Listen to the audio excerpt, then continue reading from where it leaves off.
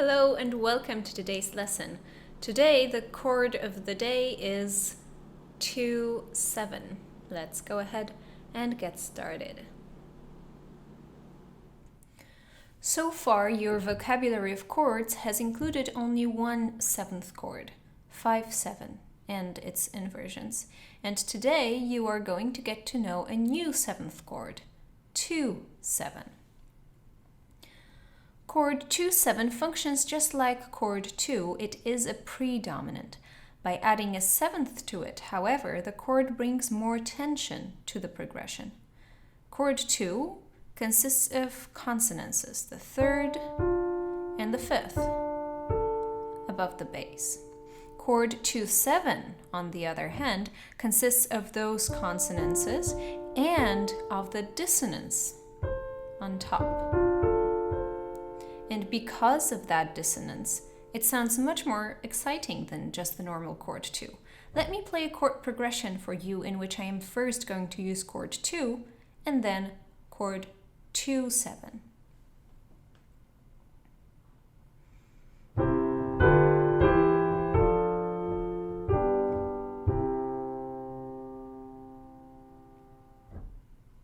And now the same with chord 2-7 instead of chord 2.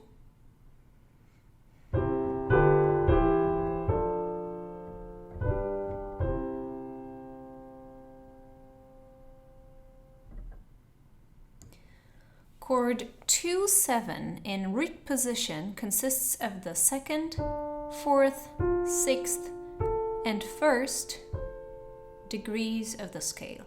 We label it with the Roman numeral 2 and a small 7 next to it. In a minor key, chord labeling is a little bit different.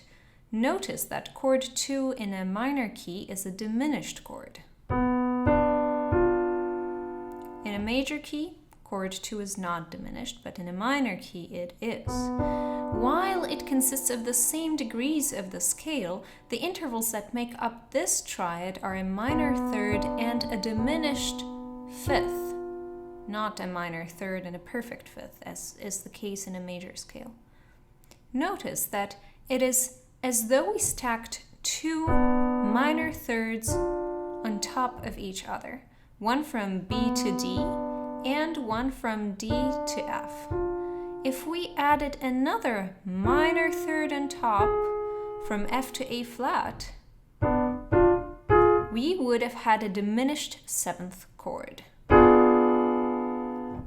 But since we're not dealing with chromaticism this semester, we're going to stick to A natural, the first degree of that scale instead of A flat.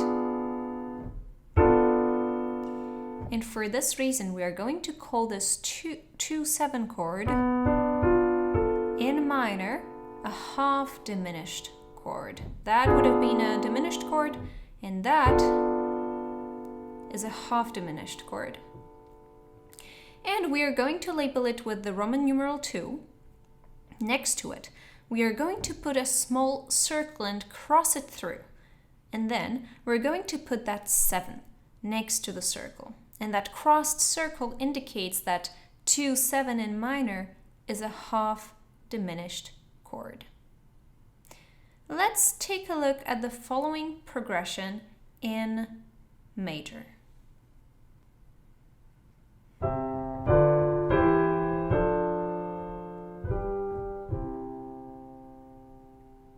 And the same chord progression in minor.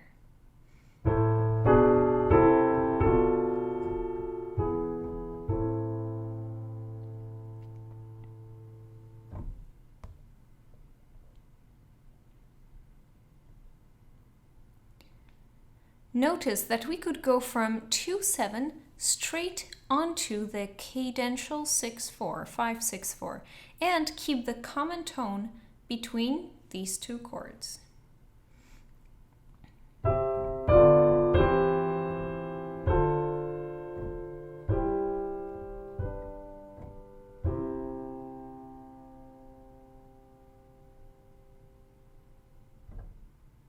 Since 2-7 includes a dissonance, there are a few rules to remember. First, do not ever double that seventh because it is a tendency tone. Second, always prepare the dissonance, like I did in this example.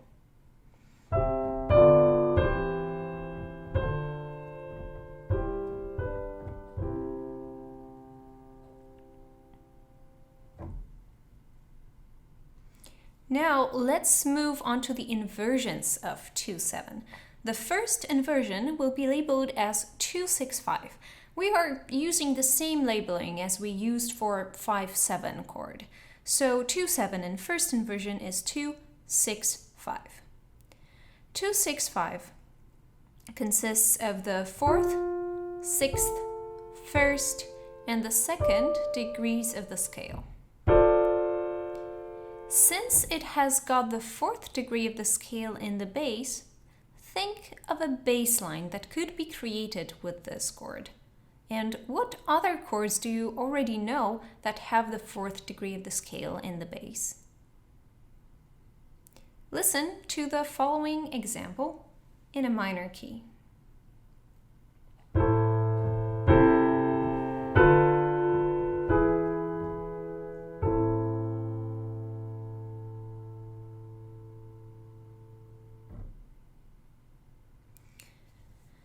Next is the second inversion of 2/7. We will label it as 2/4/3. It consists of the sixth, first, second, and fourth degrees of the scale. 2/4/3 has got the sixth in the bass. Therefore, I would like you to ask yourself, what smooth bass line would you typically create with this chord? And just as an example, take a look at this progression.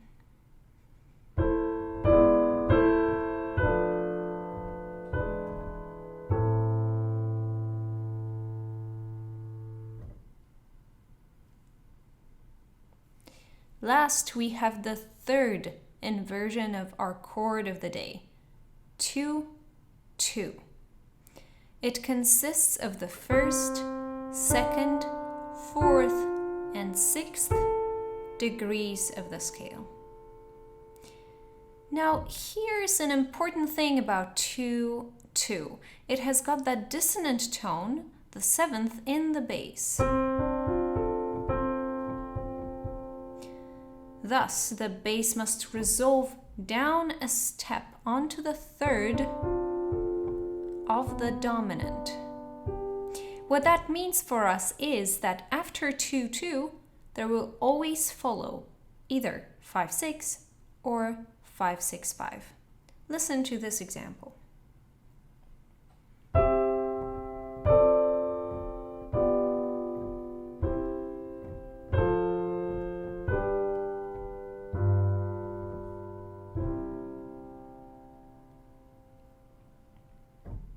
And let me just very briefly analyze it for you. We start with the tonic, and then you can see that we are keeping the same note in the bass, but the chord changes its color from the tonic to 2/2. And that C, that same note in the bass, from being a root of the tonic, it turns into the seventh of 2/2. And because of being the seventh, it has to resolve down to that B, which is the third of 5/6/5, which then can go back to 1. And just as an interesting detail from the history of music, a lot of composers, for example, Mozart or C.P. Bach, the son of the great Johann Sebastian Bach, they liked to start their improvisations by going from 1 to 2/4/3, and especially, from 1 to 2/2, especially in a minor key. So they would start their improvisation on chord 1 in a minor key, and then they would move on to 2/2. Then would follow the 5, and then they would go back to the tonic. And this is how they would, at the end of the 18th century and then in the beginning of the 19th century, start their keyboard improvisations. Congratulations, this is the end of the lesson on chord 2-7. You have learned a new 7th chord, which at the same time functions as a predominant chord. Don't forget to move on to the next parts of the lesson to see how 2-7 and its inversions work in practice.